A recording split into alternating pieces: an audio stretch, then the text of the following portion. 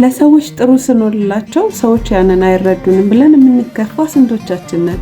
አንዳንዴ ለሰዎች የምናረገው ነገር መልሱን መጠበቅ የለብንም።